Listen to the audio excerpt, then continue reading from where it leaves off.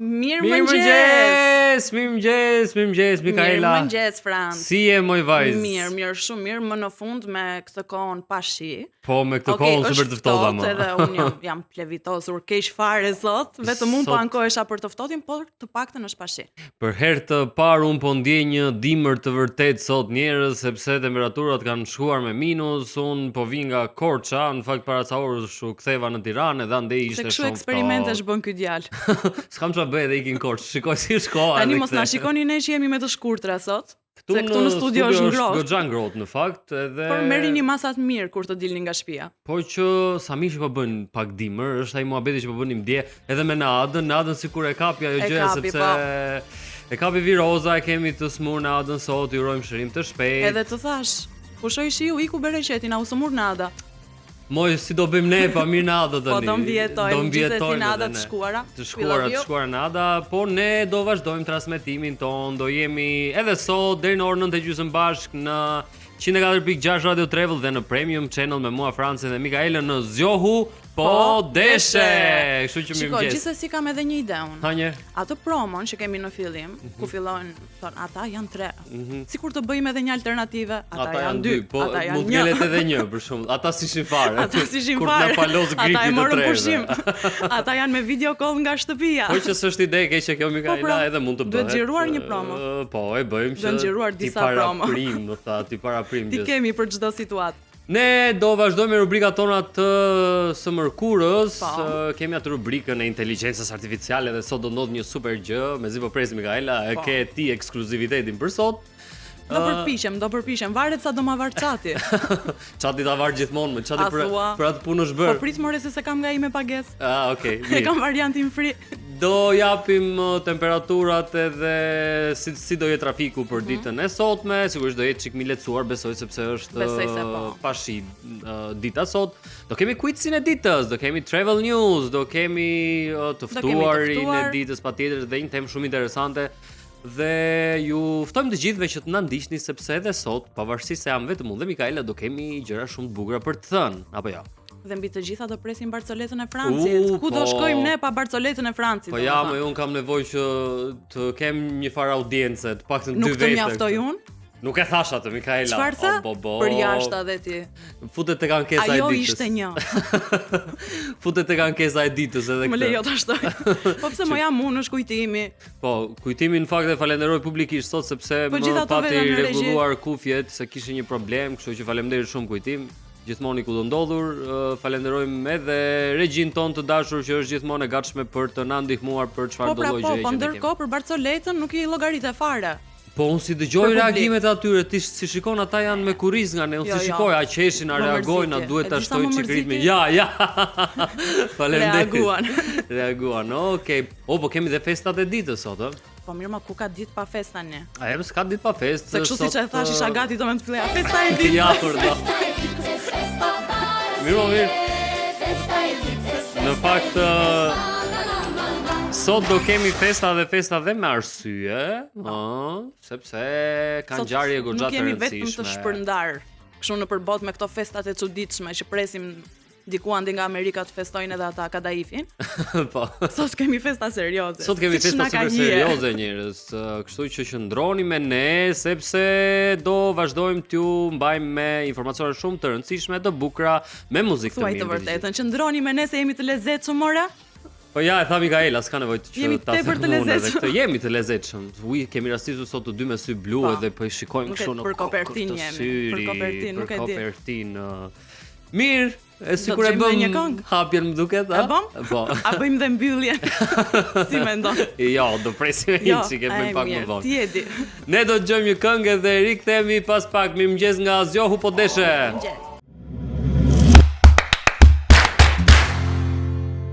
Okej, u kthyem, jemi në 104.6. Me Dua Lipa, sa mirë që e kemi gjithmonë duan të pranishme në emisionin tonë. Edhe dua edhe s'dua e kemi. Po, sepse ka nevojë që të japim çik ritëm edhe ajo është gjithë energji, gjithë ritëm, po kjo na çoj në ajër fare, levitating. Levitating. Na mbajti kështu. Dua Lipa, po bën namin kjo vajza më. I lumt more. Bravo i qoftë. Bravo i qoftë. Po prap si nuk mori një telefon të thot, hajde se kam një punë për ty, hajde se kam një video klip. Hajde figuranta. Do të t'jap $500,000 për shembull kështu. Tamam. Ne më mirë, llafi që bie. Ai do Franc bëj atë punë për cilën paguhesh se duan haroje ti. Mirë, tani është një moment shumë i rëndësishëm për mua sepse rastësia e deshte që unë sot të jap motin njerëz. Më duket vetja Mikaela sikur do vesh ndonjë fustan, do them. Jo, ti tani do bësh audicion. Do bëj audicion. Për të qenë meteorolog. Audicion. Të duhet ai shkopi. E pra, atë po thoja, më duhet ai shkopi që ta mbaj kështu edhe mund t'ja dalësh. Të dukem si prestidigitator.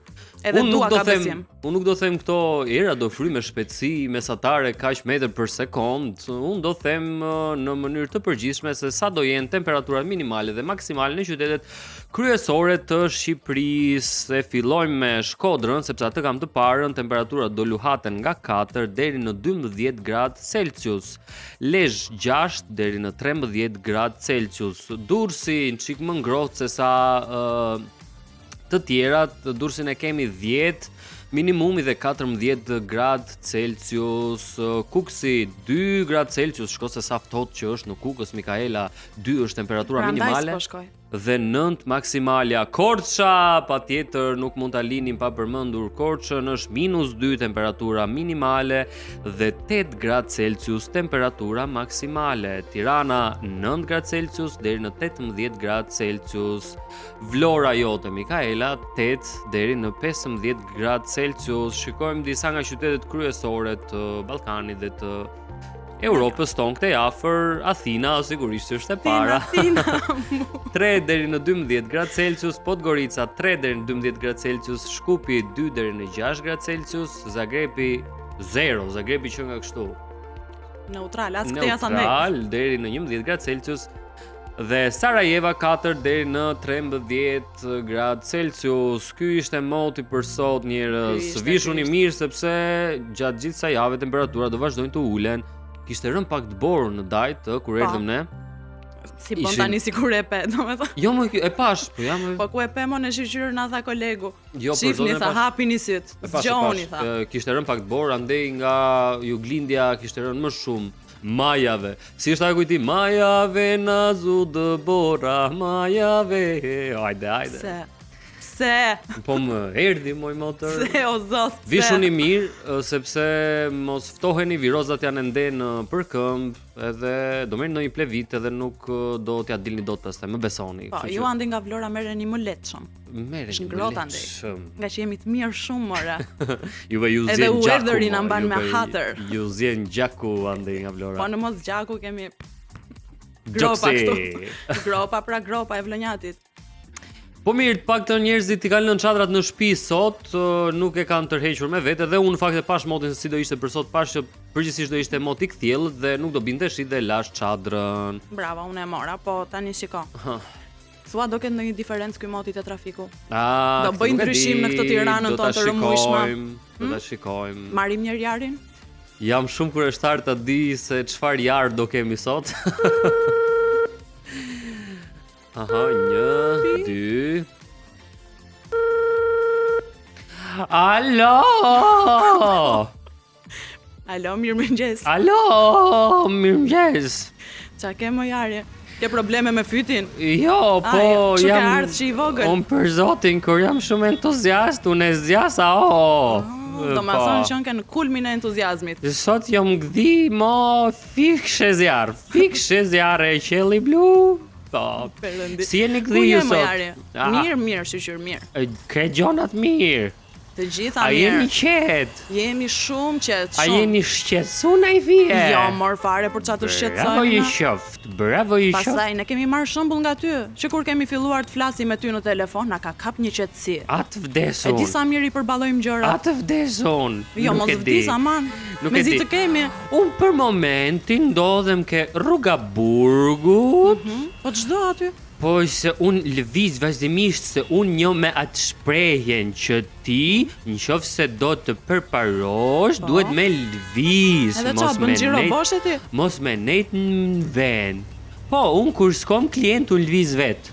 Po ja hap taksimetrin vetes? Patjetër që po, se duhet me majt llogari. Skonto për familjen. Me majt llogari në fund. Me majt llogari në fund. Jo këtu ke rruga e Burgut, përgjithsisht tu trafiku që ka çik rëmuj aty. Po dëgjohet që ka shumë kështu bëri makinash. Po nëse është qet, pse I bën burjeva ato? Po shipo mo? Shipo hesapi, po. Se janë kështu si për melodi thua ti, në sfond. Po janë, ka nevojë robi për ngrihet në mëngjes. Për shembull, unë kom si kështu, po mos I rash I fije borijes vet, makinës, nuk zgjohem dot. Që te parkingu shtëpisë. Sa hir pa ti. 3 herë borijes ti edhe. Pip, mzjo. Sa mirë. Shumë mirë e ke menduar. Po. Tani për të bërë një pasqyrim të sakët të trafikut sot në Tiranë, kjo zona ku jam unë shet, Don Bosco shet, Zoguzi shet, Shqiponia shet, Astiri shet, krejt zonat janë shet përgjithsisht, sepse... E ke menduar ndonjë robujar të bësh hip-hop? Tani sa po e mendova. Aq bukur ju the këto sa. Se po më shijote dhe thash qet, unë jam bujari edhe jom në Tiranë, trafiku o qet, moj non. Sa bukur, super hit do bëj. Kuj djetë për shembull ti... Bëj një thirrje publike kreshës. Kresha të përres që të bësh ti një bashkëpunim me mua. Të vitë të kërkoj të lutet. Të bëjmë një nga ato këngët tona kështu tu shumë interesante dhe që të jetë edhe më qet se çka qenë më përpara. Mikaela, po ti si e zgjuar sot? Mirë, jam zgjuar. Tash që në fillim të emisionit pak ftohtë. Jo, në fakt sot është shumë ftohtë. Shumë qet. Po, njerëz kujdesuni se pëse ju kap ndonjë ftohtë dhe nuk më hipni në taksi masane, se nuk do vini në punë, e kuptoni? Ikni kështu, vishuni mirë, rini aty të mbuluar mirë, pini sa më shumë shaj në mëngjes, shaj në drek, shaj në dark, shaj, vetëm shaj, pa limit. Pini vetëm shaj. Pini shaj. Ekshtu... Deshe kuptova gabimun të shaj. Jo. Ajt pra, unë po iki sepse kom punë sa është ora, mu 7:17 tani, në 7:18 më vjen klienti I parë. Po, sepse duhet ta çoj shumë I larg klientin e parë. Unë jam ke Burgu, duhet ta shoj deri ke spitali. Do lodhesh, më raft pika mua që do lodhesh ti. Hajt pra ditë marë. Ditë të mbar, punë të mbar, bujar. Ja kalofshi mirë, edhe mos harroni, motoja për sot e për moto është qet njerëz. Qesoni. Do e kemi parasysh dhe prapasysh. Pafshim jarim. Okej, ishim me bujar edhe unë ula kështu sikur sonte ndihesh vetëm, ishte ai momenti se po ulesh vazhdimisht. Mirë që s'përfundove poshtë tavolinës bashkë me mikrofon. Jam shumë qet.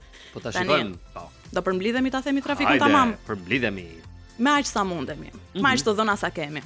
Tani, edhe pse ti the që dhe ne pam që moti është I qellët. Çfarë është I qellët, mora? I qellët. Mikaela sapo nxori një fjalë shumë të bukur. Shënojet e fjalori. Po për zotin, I qellët. Gatrova ditën, duhet ta kisha bërë dje këtë. Domethënë, mu shfaq, mu fanit një fytyrë e qellët, e bukur. Ja, pra e tillë jam unë. Edhe kur ngatrohen, njerëzve ju shfaqen dhe ju faniten, nuk e di se çfarë, sa se kuptova çfarë ju shfaq. Nëse moti pra s'pas ka ndikuar te trafiku dhe aq shumë. Ky ishte thelbi I gjës. Autostrada Tiranë-Durrës ka një fluks të lartë në mëngjes, por nuk ka probleme të mëdha bllokimi. Rruga e Kavajës dhe rruga e Dibrës raportohet me trafik të shtuar, veçanërisht në zonat pranë kryqëzimeve. Unaza e madhe është me një qarkullim konstant, me ngadalësime në segmente të vogla. Rruga e Alidemit është gjithashtu e ngarkuar, por vetëm në drejtimet kryesore pa kolona të gjata, pra nuk ka shumë radh prikjeje. Më pëlqen shumë kjo fjala kolon, me thënë drejtën. Shqiptarët e Kosovës e përdorin shumë, pra mbetan kolon, kishte shumë kolon, sepse në fakt është edhe kjo shumë shqip. Pra krijohet një radhë gjatë që në fakt I ngjarë një kolone. Ja, dhe ne e përdorim vetëm për trafikun, se kështu nuk na ka rastis ta përdorim. Në fakt trafiku është fjalë e huaj përgjithsesi, kolon shumë e bukur. Përdoreni më shpesh në përgjithësi, edhe në rrugët e brendshme dhe në qendër, trafiku mbetet pak I rënduar, megjithatë pa asnjë bllokim. Mund ketë ngadalësime të vogla. Po, mirë, shumë mirë. Hapini në maksimum ato kondicionerët që keni nëpër makina, sepse duhet jeni ngrohtë. Madje unë pash kur dola sot nga shtëpia në orën 6:15, Mikaela, që ato xhamat e përparme të makinave kishin ngrirë, pra kishin zënë një atë shtresën e ngritës që I paralajmëron njerëzit që të kenë kujdes të ngrihen pak më përpara, ta ndezin makinën çik më përpara, ta lënë të ngrohet, Sepse mund t'i ler makina siç na lanë dje, nëse na la bateria dje kur erdhëm gjithsesi. Dhe se kishin as pak as nga i ftohti, as nga trafiku, po kështu ngatrohet ky djalë. Fillon që janë hallet e veta këtu, nuk jemi në atë program o Franc. E më mirë ti Ke ngatruar për zotin që keni këtë emision. Unë po pres që të mi përmendësh ti këto hallet e mia te ankesat. Jo që Ska ardh momenti. Mirë, njerëz, vazhdojmë të jemi në Zgjohu po deshe, do të dëgjojmë tjetër muzikë dhe kthehemi pas pak në studio. Muziki, Zgjohu po deshe, mirëmëngjes.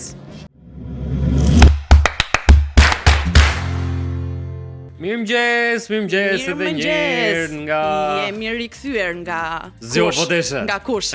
Nga Franci dhe Mikaela, jemi live 104.6 Radio 3 dhe Premium Channel. Do vazhdojmë në këtë pjesë tjetër të emisionit ton. Dhe tani, Mikaela, e di ti se në çfarë momenti jemi ne? Se jam multitasking unë. Edhe punoj ndërkohë që flas me ty. Mikaela është nga ata njerëz që nëse në dimensionin e parë më shikon mua, në dimensionin e dytë merret me laptopin e vet që të sistemoj gjërat dhe në dimensionin e tretë mendjes së saj mendon gjëra të tjera se çfarë do bëj gjatë ditës dhe të jeni të sigurt që nuk i shpëton asgjë nga të treja këto dimensione. Kështu është Mikaela. Sa bukur ke fol. Gati ta fala atë një javë që nuk na bëra asnjë kompliment. Faleminderit shumë. Po unë nuk them kot që prisni më se do të dëgjoni çuditëra nga. Nuk e di, më ngranove të festoj tani. Ashtu ë? Po. Sepse tani ke shumë drejt, jemi tek festa e ditës.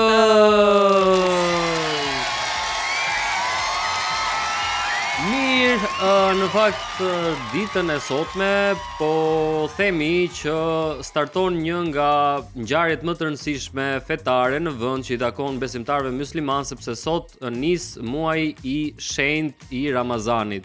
Ju urojmë të gjithë besimtarët musliman që të kenë një muaj me një agjërim të lehtë dhe të pranuar dhe është një festë e rëndësishme e cila kulmon patjetër me ditën e Fitr Bajramit që këtë vit do mbahet në datën 20 mars, muaji i Ramazanit, muaji i sakrificës, i tolerancës, një muaj vërtet ku njerëzit i dedikohen Zotit, i dedikohen tolerancës ndaj njëri tjetrit dhe patjetër unë duke qenë një njerëz që edhe e kam festuar dhe kam agjëruar vetë gjatë këtyre viteve, e di se çfarë do të thënie ka kjo ngjarje në jetën e gjithë secilit. Ju urojmë gëzuar dhe agjërim të mbarë të gjithë besimtarëve musliman. E ke bërë çdo vit Franca apo? E kam bërë, jam përpjekur që ta mbaj çdo vit në fakt. A është e vështirë? Është e vështirë, por ti përjeton një farë lehtësimi goxha të madh në momentin që ti vendos, pra vetëm mendimi që ti do agjërosh, që ke një gjë kaq të shenjtë dhe sublime për të bërë, ty ta lehtëson patjetër gjithë pjesën e mbetur të ditës.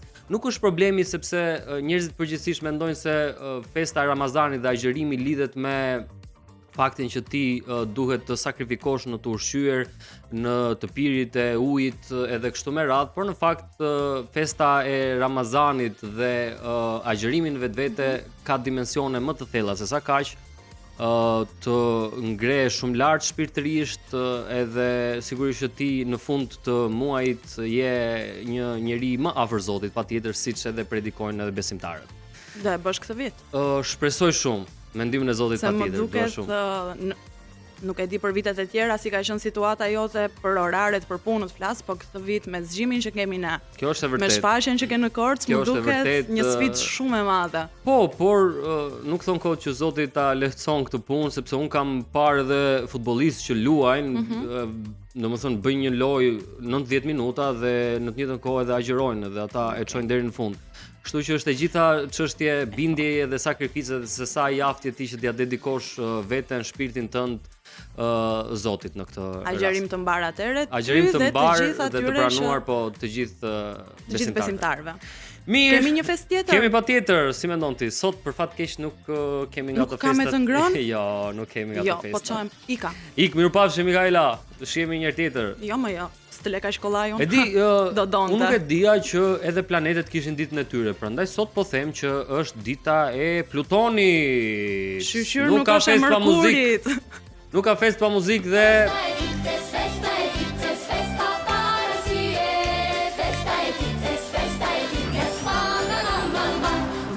Dita e Plutonit, nuk e di se si festohet dita e Plutonit, ai marrin njerëzit i çojnë atje dhe thonë. Ky nuk është nga ato raste që unë ju them klikoni në vas.al sepse nuk ju çon dot në Pluton. Po sot e ças po bëhet më, i ka nxjerrë Elon Musk për momentin jo, vetëm këto pushimet kështu brenda globit ton. Po, pra të çon në Plutone, të çon nuk e di unë, në të gjitha planetet, megjithatë. Tani si do e festojnë këtu, do mblidhen disa njerëz. Po, gjithmonë mblidhen disa njerëz, edhe marrin ato teleskopët, shikojnë atë Plutonin edhe i thon gëzuar o Pluton. E pastaj i kin shtëpi han ndonjë gjë. Mirë, se Plutoni s'para na prish shumë punë kështu. Për ne që lexojmë edhe këto horoskop, astrologji. Ashtu, në zodiak Plutoni është gjithmonë kështu. Hajde mos e bëj. Është i papërfillshëm me thënë të drejtë. Është Plutoni. Rëndësika mos jetë dita e Mërkurit, si është ajo Mërkuri në mikroval. Mërkuri në retrogradën e Dajtit, se çkaca shpreh to fjalë shumë të çuditshme. Po Simon Ale pa ngrën sot, ë? E po tani ja që ndodh edhe kështu, që nga nesër do fillojmë, do t'i them Evës prapë që nesër, hajde ma Eva. Jo, shpike një fest tani. Jo, do themi gjë tjetër në fakt. E di çfarë feste tjetër është sot? A ke dhe një tjetër? Po e kam. Okej, mirë. Është dita ndërkombëtare e baterisë, e baterive. Këtu po. E baterisë instrument apo baterive. Po pse me entuziazmon kot? Pse? Po shprehu pra që në fillim e këtyre baterive koti. E ushqyesave, domethënë këtyre ushqyesave, ship e përkthyer tamam. Ja, pra kur e kanë dhënë mendjen të mërzisë. Janë shumë të rëndësishme këto festa, sepse ai që ka shpikur baterinë, ti e përdor për orën, e përdor për telekomandën e televizorit, e përdor për telekomandën e Mos, e përdor. Po pra, vërtet. Gjithë këto përdorime ka bateria. Po seriozisht. Po kjo që nga për të festuar. Nuk ka fest pa muzikë, hajde edhe një fest. Një muzikë. Ku e ke Shamir?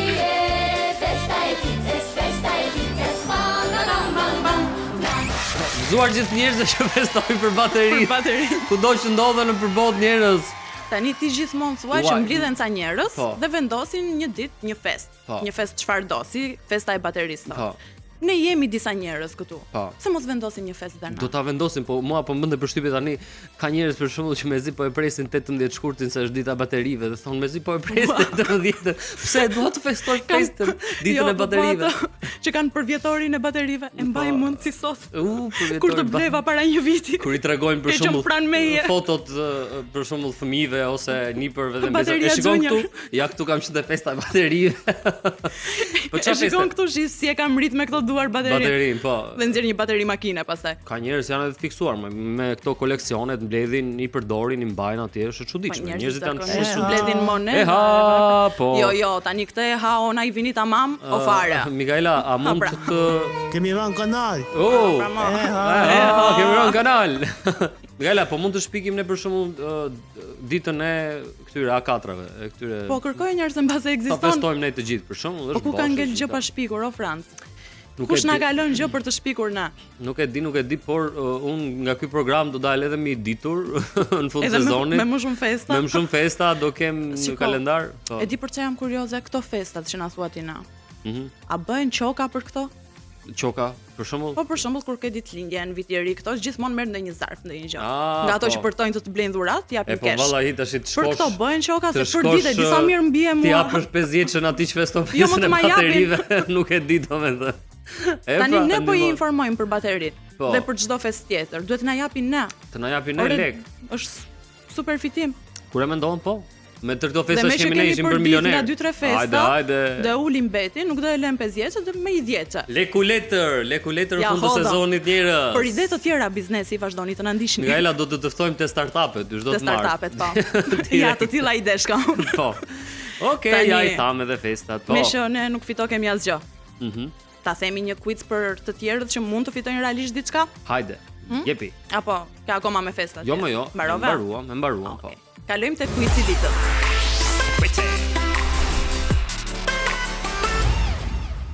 Ku do na çosh me? Gjeje ku. Hajde. Pra gjeje ku. Ku? Ja më jo, se është vetëm emri i rubrikës, se nuk do e gjesh ti tani ku. O, sa më pëlqen kjo muzika, Mikaela. Cili shtet ka më shumë se një kryeqytet zyrtar? Ai. Alternativat janë Afrika e Jugut, Norvegjia ose Argentina. Fituesi si gjithmonë fiton një kupon 50 euro nga Sweet Spot. Okej, edhe një cilat ishin alternativat? Afrika e Jugut. Norvegjia, Argentina. Pra që ka një kryeqytet, më shumë se sa një kryeqytet. Ka disa Tirana. Si më thën ka dhe Korçën, ka dhe Durrësin, ka dhe Peshkopin. Ka disa kryeqytete. Si puna e kësaj të festës, zgjojnë ato një ditë dhe thonë ne jemi kryeqytet. Po i thot ai jeni.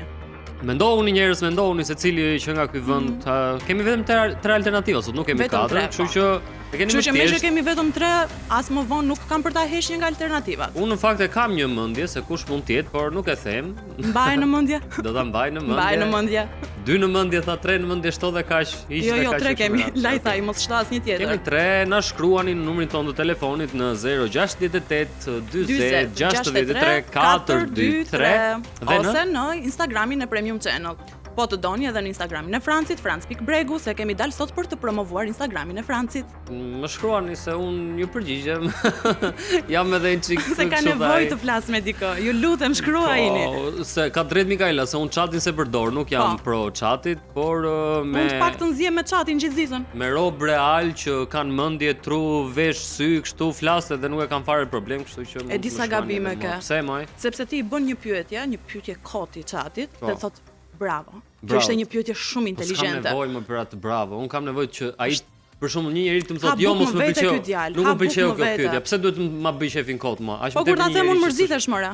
Po mirë, më emocion njerëzor është ky. Dhe pastaj më del nami kot më për negative. Pse je me nerva, pse je kështu, pse je ashtu. Ky është emocion super njerëzor që ta thot tjetri për shembull dhe ti të mërzitesh, trishtohesh, gëzohesh. Do bëj maksimumin tim ta premtoj. Që ti të mërzitesh çdo ditë. Sa premtime kam dëgjuar unë jetën time Mikaela Leri. Po i mbaj unë po i mbaj. Ja ta shikojmë, kështu thoni ju. Kështu themi ne. Të gjithë kështu thoni ju. Tani do të gjejmë ndonjë këngë tjetër apo do të ta përsëris edhe një herë? Mirë, përsërit edhe një quizin. Përsërit edhe një shpejt edhe vazhdojmë me muzikën. Cili shtet ka më shumë se një kryeqytet zyrtar? Afrika e Jugut, Norvegjia ose Argentina? Ditoni me mesazhet për të fituar kuponin nga Sweet Spot. Sweet Spot mora. Sweet Spot. Do jemi këtu deri në orën 9:30 njerëz, kështu që nxitoni të bëheni fitues të kuponit me vlerë 50 euro. Ne kthehemi pas pak, do dëgjojmë muzikë. Mirëmëngjes gjithëve.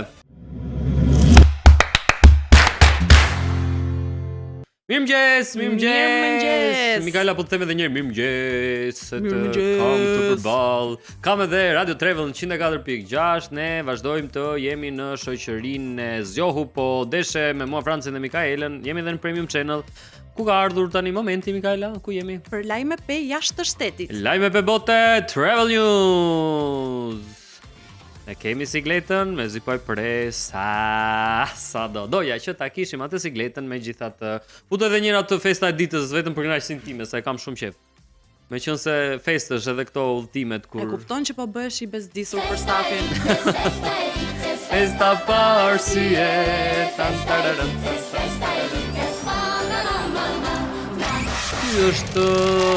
Ky është ai çasti ku ne i njohim dëgjuesit dhe shikuesit tan me çfarë ndodh nëpër botë, sa i takon udhëtimeve, vendeve të preferuara, atyre që janë më pak kosto për të udhëtuar edhe kështu me radhë. Kështu që sot kemi zgjedhur prap 3 destinacione shumë interesante. Në fakt, si gjithmonë. E para gjë që unë do them sot është një lajm që ka të bëjë me rënjen e udhëtimeve të largëta dhe fokusin që është gjithnjë më shumë në rritje tek pushimet e shkurtra dhe të afërta. Që do të thotë, një raport i fundit tregon se gjatë vitit 2026 pritet një rënje e ndjeshme e planeve për udhëtime të gjata ndërkontinentale, ndërsa gjithnjë e më shumë turistët po zgjedhin pushime të shkurtra dhe destinacione më afër vendbanimit të tyre. Është në fakt një nga ato biseda që po bënim dhe javën e kaluar, Mikaela, që njerëzit teksa po flisim për shkëputjen nga rutina. E kishim edhe temë dite, njerëzit përgjithsisht po zgjedhin që të mos bëjnë pushime super të largëta sepse shmangin orët e gjata të fluturimeve kur mund ta shfrytëzojnë pikërisht të kohë fizike për të pushuar për ca ditë më shumë me njerëzit e tyre. Po sepse po ta mendosh praktikisht e zem, po bën 8-9 orë fluturim, ato 8-9 orë janë thuajse një ditë e plot. Turesh apo vizitash në një qytet të ri. Kjo është e vërtetë dhe kemi ca shifra këtu. Një rënje prej 5% krahasuar me vitin e kaluar, me vetëm 59% të anketuarve që shprehin dëshirën për të bërë udhëtime të largëta. Dhe ne po themi disa nga arsyet se pse po ndodh kjo rënje e këtyre pushimeve, si thua, të destinacioneve të largëta, sepse kosto e fluturimeve është rritur, Po. Përgjithsisht unë kam dëgjuar shumë njerëz që thonë në sektorin e shërbimeve dhe të turizmit pas pandemisë ka ndodhur edhe një rritje goxha e madhe e çmimeve në përgjithësi. Dhe ka prekur patjetër edhe këtë koston e fluturimit, njerëzit nuk janë më të gatshëm për të paguar shumë të mëdha parash, por në fakt mund të shpenzojnë ato para që e blen atë biletën e udhëtimit, nuk e diun se sa lek, mund të bëjnë edhe sa pushime ekstra. Për më tepër tani që ke edhe fluturimet low cost me vendet e afërta, mendon sa të paguaj një bilet, po them $1,000 apo €1,000 për një destinacion të largët, imagjino sa biletat të tjera, pra sa udhëtime të shkurtra mund të bëje me këtë shifër, me këtë vlerë. Kjo është një zgjedhje shumë e zgjuar në fakt, ata që e bëjnë, kështu që ju bëjnë thirrje të gjithëve. Merrini ato lekat, futini në xhep se mund futini te derkuci. Futini te derkuci se mund të keni dhe pushime të paplanifikuara ndonjëherë. Shpenzojeni për këto gjëra. Jo kam qefun të iki për shkak fund botës se po paguaj qimet e kokës. Po nga ana tjetër, ekspertë e industrisë thonë se kjo prirje po ndikon drejt për drejt në strategjitë e linjave ajrore dhe operatorëve turistik, të cilët po fokusohen më shumë në rrugët rajonale dhe ofertat, siç do thoshe ti, short break. Do thoja unë. Po pse e the ti? Ose e kam të shënuar këtu më edhe nuk kisha nuk del dot nga skripti. Ky ndryshim i sjelljes tregon se udhëtimi nuk po zhduket, por në fakt po ndodh një transformim. Po ndryshon, po një shndrim është bërë më praktik, më ekonomik dhe më i përshtatur me stilin modern të jetesës. Dhe në fakt njerëzit po përqendrohen sot më shumë tek përmbajtja, sesa tek lodhja e udhëtimit të gjatë dhe kështu me radhë, tërheq 1.000 valixhe me vete dhe në fakt edhe në këto udhëtimet e largëta je gjithmonë edhe me ato valixhet 23 kg. Po, 23 kg, të cilat kanë edhe kosto më vete, kështu që njerëzit mund të shmangin. Dhe kostoja më vete vlen sa një bilet tjetër që mund ta marrësh për këto udhëtime të shkurtra, e bëm llogarinë e gjithë dynjas. Kështu që detyron lën ndonjë fëmijë atje në shtëpi. Sa mirë pas kemi qenë në matematikë. Aq mirë sa Mikaela, kemi mësuar shumë. Shumë. Ku do na çosh ti tani? Tani unë do të jap një fun fact. Fun fact. Ma thuaj në shqip të lutem. Një fakt interesant. Po, një të dhënë shumë të këndshme. Po, të këndshme. Unë do flas pak për aeroportin e Dubait, sepse ka regjistruar një rekord historik prej 95.2 milion pasagjerësh gjatë vitit 2025. 95. Pra për vetëm 95 milion pasagjerë, edhe aeroporti jon mund të regjistrojë një rekord. Çfarë po bëhet shumë për shkak të Dubai? Nejse, qëndrojmë te aeroporti i Dubait. Në këtë mënyrë ka konfirmuar pozicionin e tij si një nga nyjet ajrore më të rëndësishme në botë. Ky numër përfaqëson një rikthim të fuqishëm të udhëtimeve ndërkombëtare. Pra, ato që Franci sugjeroi të mos bëheshin, bëjnë në Dubai, aeroporti i Dubait shërben si ura lidhëse. Pra, është praktikisht tranziti më praktik për të gjitha këto destinacionet e largëta. Dhe ka një rritje tepër të madhe të konsiderueshme në krahasuar me vitet e mëparshme. Okej. Më duket sikur nuk janë edhe aq të shtrenjta biletat për në Dubai, apo më duket mua? Të duket ti. Okej. Thashme kush e di, meqense është një destinacion shumë i shpeshtë. Shikoj ndoshta ke parasysh këto ofertat për të shkuar për të qëndruar në Dubai. Ofertat të tipit për pra, punë. Pra udhëtim vetëm në Dubai. Jo në rastin ku Dubai përdoret si tranzit për të shkuar ku diun Tajland. Okej. Qartë. Ashtu pastaj nuk është më një ofertë e lirë. Pra nuk është një bilet e lirë. Okej. Zyrtarët e aeroportit kanë theksuar se rritja është nxitur nga zgjerimi i rrjeteve ajrore, rikthimi i plotë i tregjeve aziatike dhe tranzitet ndërkontinentale përmes Emirateve. Po, është kjo nyja. Po bëkanamin azi me turista. Me gjithë to tregjet, me ekonominë globaliste, nuk e dim, ne nuk jemi fort të njohur me atë situash ekonominë ande nga tregjet aziatike, po meqense thon statistikat dhe faktet, kjo duhet të jetë një nga arsyet se pse Dubai është kthyer në një tranzit kryesor të lëvizjeve. Ka edhe praktikisht një pozicion strategjik. Dubai për të lidhur të gjitha vendet me Europën, me Azinë, me Afrikën, pra ne me pjesën andej dhe pjesën andej me Europën. Po çapo ndodh more se kemi e ke vënë atë infrastrukturë që kanë ata. E ke vënë shumica e lajmeve që kemi filluar në emisionin, domethënë shumica e lajmeve të Travel News i përket Dubait, Mikaela.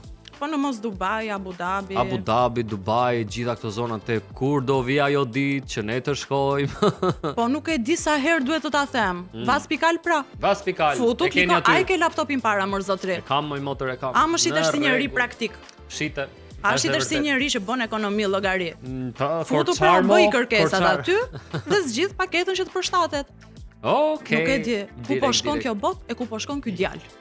Ky djalë s'po shkon asgjë kundi, megjithatë në mënyrë imagjinative do t'ju çojmë në Budapest.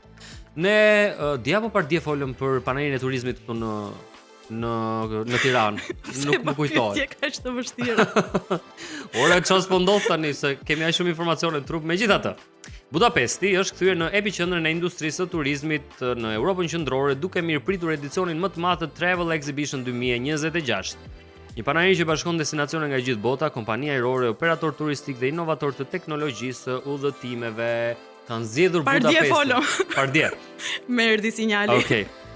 Domethënë, kanë zgjedhur Budapestin. Ke qenë në Budapest? Po, kam qenë. Shumë vend i bukur. Unë s'kam qenë, e kam në atë listën time për të udhëtuar. Shiko, unë kam qenë 2 herë, kështu që po ta fal atë një herë edhe zëre se ke qenë dhe ti. Do foto video çfarë do. Nuk quhet, më duhet të jem atje edhe unë. Jo po tash ke qenë merr edhe AI-n me vete edhe zëre se ke ikur ti. Kot, rri edhe atë virtual tour që folëm një herë po ta mbash mend. Po, e mbaj mend atë. Hajde. Mo çojnë në Maldiva ai. Flasim prap për Budapestin, që mund të shkojnë. Travel Exhibition 2026, eventi shërben si një platformë për të prezantuar trendet më të fundit nga turizmi i qëndrueshëm dhe eksperiencat autentike deri tek përdorimi i inteligjencës artificiale në planifikimin e pushimeve. Nuk shpëtove dot nga inteligjenca artificiale. Nuk shpëtuam dot, Mikaela, po çfarë ti bëjmë tani? Na zhbër kështu. Ndonjëherë do t'i blejmë ndonjë bukë inteligjencë artificiale, do të themi të haq kjo gjë ajo. Kush ma lëpiu gjalpin? Inteligjenca artificiale. Organizatorët theksojnë se interesimi këtë vit është më i lartë se kurrë, më shumë se 150 ekspozues, duke reflektuar rikthimin e plotë të industrisë pas viteve të qëndrueshme globale. Dhe në fakt një nga temat kryesore të Travel Exhibition 2026 që do mbahet në Budapest të vit është edhe se si të planifikojmë pushime me buxhet sa më të ulët, pra me atë koston e ulët të mundshme. Do bëja një koment, po nuk ma lejon ky program. Me këto pushimet me kosto kaq të ulët. Po tani këta operatorë turistik. Tani kur i ke xhepat bosh, mos u nis fare më mirë. Mos u qaj tha, është një batutë filmi. Se nuk do nisesh me bukë me vete, shkojmë në dajt. Është një shprehje nga një film, domethënë kush i ka xhepat e shpuar s'ka se ç'të maj brenda. Më duket se kështu është, më kujtua tani, nejse. Më erdhi tani si batutë, kështu që Budapesti është gjithmonë një destinacion kryesor, pse jo, e shfrytëzon edhe këtë Travel Exhibition për të promovuar vetveten, edhe pse unë mendoj vazhdimisht e kam bindje këtë që qytete si Budapesti dhe disa qytete tjera europiane nuk kanë nevojë edhe aq për reklama super të mëdha për të tërhequr turistët e tyre. Në përgjithësi të gjitha vendet që kanë qenë perandori, mbretëri, nuk është se kanë fort nevojë, se kanë mjaftueshëm historik, kulturë. Po pra. Për të tërhequr çfarë do lloj kategorie turisti. Këto janë nga ato vende, Mikaela, ku ti shikon edhe thua me vete si bre s'kan bërë një gjë gabim këta. Këtu i kanë bërë të gjitha gjërat kështu. Si ka mundësi u kombinojnë të gjitha këtyre? Si bre nuk gjen një gjë që të thuash, ja për shembull, këtë e kanë prishur i çik dorën. Ja ta them unë një gjë. Në Budapest për shembull, njerëzit janë shumë të ftohtë. Po mirë më kjo shumë të sertë. Ti s'është se do jetosh me ata vetëm për po ta zgjidhësh si qytet. Po në momentin që shkon turiste ose më saktë siç jemi mësuar ne që e kemi bërë boz Italin paqardhje, jemi mësuar me atë ngrohtësinë e shërbimit të tyre, me afrimitetin që t'i japin, me batutat, me komplimentet. O të shkojun paleti janë të ftohtë sa duan ata. Nuk ju qesh buza po të them.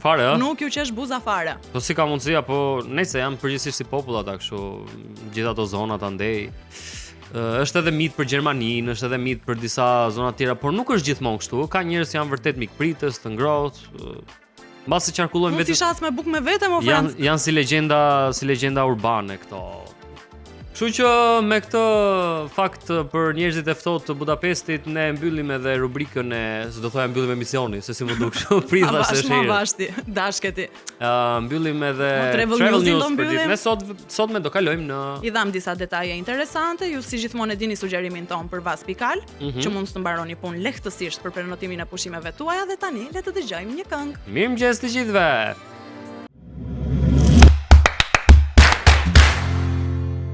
Mirëmëngjes edhe një herë. Jemi live, vazhdojmë të jemi në Radio Travel 104.6 dhe në Premium Channel. Zgjohu po deshe, mirëmëngjes gjithëve atyre që janë zgjuar edhe për të gjithë ju që e humbët temën e ditës se për çfarë ne po flasim sot është kujdesi ndaj vetes. Në fakt është një nevojë apo një obsesion, si e bëm këtë Mikaela sikur ishte kështu një këngë. Është nevojë apo obsesion apo nevojë. E kemi nisur shumë me ritme sot. E kemi nisur me ritme dhe do e vazhdojmë me ritëm sepse kemi edhe një të ftuar në studio. Kemi dermatologen Fabiana Deda.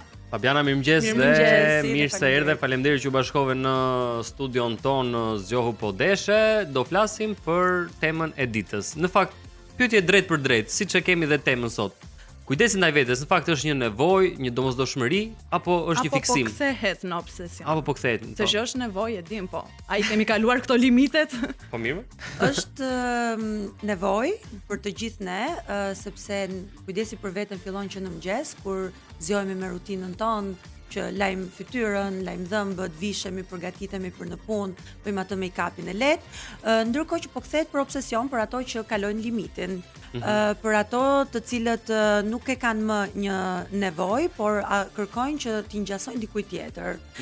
Unë mendoj që në këtë pikë, nga eksperienca ime personale në punë dhe nga kjo punë që unë bëj, që merrem pikërisht me përmirësimin edhe me kujdesin ndaj vetes, persona të cilët kërkojnë përmirësim të vetes, persona të cilët kërkojnë që të jenë versioni më i mirë i vetes, janë persona të cilët janë të shëndetshëm, them unë, kanë një kujdes të vetes të shëndetshëm. Persona të cilët vinë me kërkesa për t'i ngjasuar dikujt tjetër, për të qenë perfeksionist, ne nuk mund të jemi në perfeksion me tiparet tona, nuk mund të jemi në simetri, se simetria nuk është e bukur, por këto persona që shohin detaje kaq të vogla dhe që kërkojnë tipare të cilat nuk ngjasojnë apo nuk i përshtaten fizionomisë së tyre, mendoj që po kthehet në një obsesion. Ato vjen shpesh, sepse jemi për dëgjuesit vetëm pak më afër mikrofonit për përgjigje. Ne të radios e kemi çik këtë se duhet konvojë. Kështu përqafuar me mikrofonin. Kjo është hera ime e parë në radio, kështu që okej. Në televizion jam mësuar, po në radio është pak më ndryshe. Po të pyesja, vjen shpesh klient, kryesisht goca kanë përshtypjen që të tregojnë një foto dhe thonë unë dua të jem kështu, me këtë lëkurë papore, të lëmuar perfekte, dhe është realisht e arritshme ajo gjë. Si fillim nuk është e arritshme, sepse siç e theka më parë, ne jemi unik. Uni është një gjë që duhet përqafuar mirë dhe duhet pranuar, sepse ne nuk mund të jemi në perfeksion siç e thash. Lëkurat janë të ndryshme, ka lëkura të cilat mund të jenë papore, por ka lëkura të cilat janë të ndryshme, janë mikse, poret janë aty. Anatomia e lëkurës është me pore, kështu që ne s'mund të kërkojmë që të jemi si ato filtrat e Instagramit.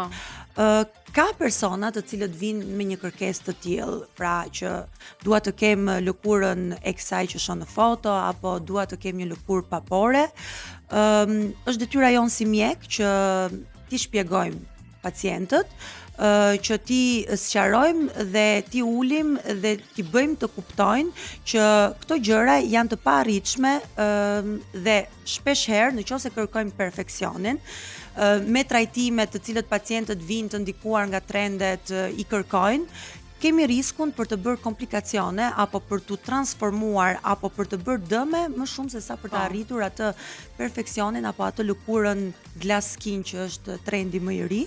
Kështu që persona të tillë ekzistojnë, nuk janë të shumt, nuk mund të them që të gjithë që kujdesen për veten apo që vinë tek unë janë persona të cilët kërkojnë pikërisht këtë gjë, por siç e thash, kur ti kërkon të jesh në perfeksion apo kërkon të jesh dikush tjetër apo kërkon të jesh si filtrat e Instagramit, ky është problemi më i madh, ti ke kaluar në obsesion. Aty është kufiri midis kujdesit të shëndetshëm dhe obsesionit. Fabiana, ti besoj ke pasur të bësh me çfarëdo lloj tipologjie klientësh. Pra, ka nga ata që kujdesen ndaj vetes, ka nga ata që e lënë veten krejt pas dore dhe duan që me një takim me ty të bëhet magjia.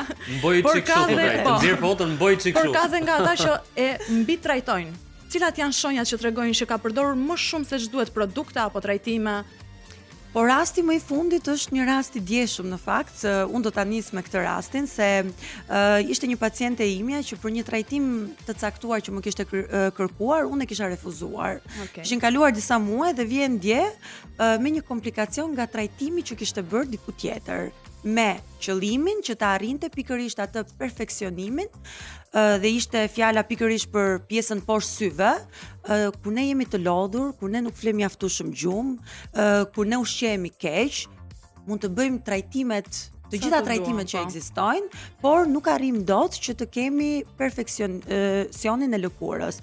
Përkundrazi, vjen me një komplikacion që parimisht lëkura ishte shkatruar totalisht, kishte hiperpigmentime, hipersensitivitet, që do të thotë një krem të lehtë që mund të vendosësh në lëkurë reagon shumë keq, pa ingredient aktiv pas gjë, lëkura u skuq dhe u irritua. Na irritohet lëkura nga temperaturat të ftohta apo të ngrohta, çfarë do lloj gjëje që të vendosim në lëkurë, qoftë krem trajtues, krem qetësues, na hiperreagon lëkura. Pra këto janë shenjat që ne parimisht kemi dëmtuar barrierën e lëkurës nga mbi trajtimi, qoftë në produkte në shtëpi, ingredientë aktiv. Trajtim më shumë se ç'duhet, u bë gjithë ky dëm që besoj do një kohë të gjatë për të rikuperuar. Pikërisht. Nuk ekziston një trajtim për ta rikuperuar atë dëm. Fabiana, që ndrojmë pak tek rrjetet sociale. Ka shumë njerëz, vajza, çuna, të cilët shikojnë nëpër Instagram produkte për trajtimin e lëkurës, kremra të ndryshëm, edhe kështu me radhë, por që ka një kosto relativisht goxha të madhe dhe nuk u mban xhepi që ti produkte luksoze blejnë. Po, pra janë produkte luksoze. Për një njeri i cili ka të ardhura mesatare, por që kërkon që të kujdeset veçanërisht për lëkurën e tij pa shpenzuar shumë, cila do të ishte zgjidhja me një buxhet vogël, por ama me një trajtim të mirë, të pranueshëm për mirëqenien e tyre? Ka trajtimet madje më të mira janë trajtimet të cilat nuk kushtojnë shumë, nuk janë shumë invazive, po flas për trajtime, nga ana tjetër skincare nuk ka pse të jetë super i shtrenjtë. Unë e shoh këtë trendin edhe me pacientët që vinë dhe blejnë kremra super të shtrenjtë, dhe patjetër kur ti ble një krem me një çmim super të lartë, pretendon që do bëj një mrekulli në lëkurë, në fakt nuk ekziston një krem që bën mrekulli në lëkurë. Ka kremra apo skincare të cilët janë me një kosto mesatare për të përqafuar nga të gjithë. Nuk ka nevojë të kemi shumë produkte në rutinën tonë, madje është e kundërindikuar sepse bëjmë atë që tham, pra prishjen e barrierës. Mjaftojnë 3-4 produkte bazë që ne të kemi një lëkurë të shëndetshme, që të kujdesemi dhe të kemi një pamje të kënaqshme. Ekzistojnë, nuk ka pse të jetë gjithmonë super e kushtueshme apo skincare apo trajtimet. Rrjetet sociale duhet kuptojmë që janë marketing, ndikohemi, të gjithë ndikohemi nga pak. Ajo që unë them shpesh është që skincare apo ajo gjëja më pak e kushtueshme është kur konsultohesh me një mjek në rastin kur ke një problematik apo me një profesionist të lëkurës në rastin kur do të kesh një kujdes minimal të lëkurës, nuk ke asnjë problematik, por do të ndihesh mirë. Për të krijuar një rutinë të bazuar nga këshilla realisht nga profesionistët, pra jo një rutinë nga Instagrami apo nga videot që shohim. Sepse shpesh janë pa rezultat.